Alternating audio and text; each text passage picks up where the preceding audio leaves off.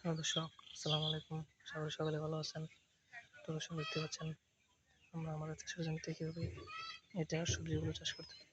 তো দর্শক এই ঢেঁড়স সবজিগুলো চাষ করে কিন্তু প্রচুর পরিমাণে লাভবান হয়েছি। তো দর্শক আপনারা চাইলে কিন্তু এভাবে এই চাষের জমিতে এই ঢেঁড়স সবজি গাছগুলো চাষ করে কিন্তু প্রচুর পরিমাণে লাভবান হতে পারবে। তো দর্শক দেখতে পাচ্ছেন কিন্তু আমরা আমাদের পুরো জমিতে কিন্তু এভাবে এই ঢেঁড়স সবজি গাছগুলো চাষ করেছি। তো দর্শক এই ঢেঁড়স সবজি গাছগুলো চাষ করে কিন্তু আমরা প্রচুর পরিমাণে লাভবান হয়েছি। তো দর্শক পাশাপাশি কিন্তু আমাদের কৃষকরাও কিন্তু ভালো ধরনের লাভবান হয়েছে। তো দর্শক আপনারা চাইলে আপনাদের চাষের জমিতে এই ঢেঁড়স সবজিগুলো চাষ করে কিন্তু প্রচুর টাকা লাভবান হতে পারবেন এবং পাশাপাশি কিন্তু আপনারা এই ঢেঁড়স সবজিগুলো নিজেরা খেতে পারবেন।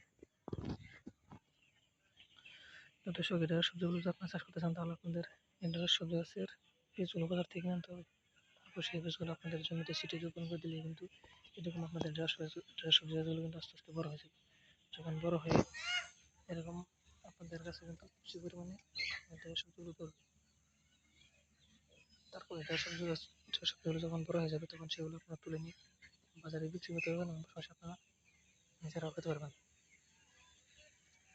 তো দর্শক দেখতে পাচ্ছেন কিন্তু আমরা আমাদের জমিতে কিন্তু এইভাবে এই ঢেঁড়স সবজি গাছগুলো চাষ করেছি। তো দর্শক আপনারাও চাইলে এইভাবে আপনাদের চাষের জমিতে এই ঢেঁড়স সবজি গাছগুলো চাষ করতে পারেন। তো দর্শক দেখতে পাচ্ছেন আমরা কীভাবে আমাদের চাষের জমিতে এই ঢেঁড়স সবজি গাছগুলো চাষ করতে। তো দর্শক আপনারাও চাইলে এইভাবে চাষের জমিতে এই ঢেঁড়স সবজি গাছগুলো চাষ করতে পারেন। তো দর্শক দেখতে পাচ্ছেন কিন্তু আমরা আমাদের জমিতে কিন্তু এই ঢেঁড়স সবজি গাছগুলো চাষ করেছি। তো দর্শক এই ঢেঁড়স সবজি গাছগুলো চাষ করে কিন্তু আমরা প্রচুর পরিমাণে লাভবান হয়েছি। তো দর্শক আপনারা চাইলে ব্যবহার করে আপনাদের চাষের জমিতে এই ঢেঁড়স সবজি গাছগুলো চাষ করতে পারেন। তো দর্শক আমাদের ভিডিওটি যদি আপনার একটু ভালো লেগে থাকে তাহলে অবশ্যই চ্যানেলটি সাবস্ক্রাইব করে দেবেন এবং ভিডিওতে একটি লাইক করে দেবেন। ধন্যবাদ, সবাই ভালো থাকবেন। আসসালামু আলাইকুম।